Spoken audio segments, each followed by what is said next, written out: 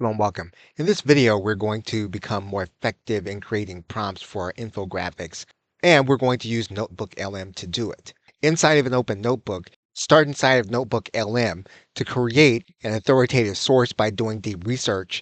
And you're going to ask NotebookLM the best way to create an effective infographic on one visual or slide. You will then click enter.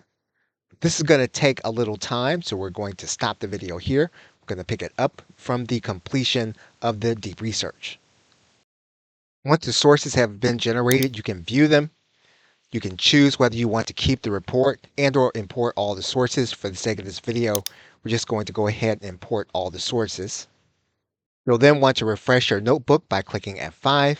You can ask for prompts to put inside of Gemini. So we're going to use the sources to help us to write new prompts. We'll then click enter and we'll then get our new prompts. You'll then have your prompts for Gemini. You'll want to save them to a note.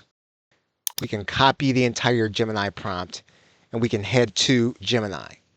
What we're going to do is we're going to upload the document we want to turn into an infographic. We can turn on our images and then click enter. Gemini will then lay out what it's going to do. What we're going to do is we're going to ask it to create the image. And our infographic is now created.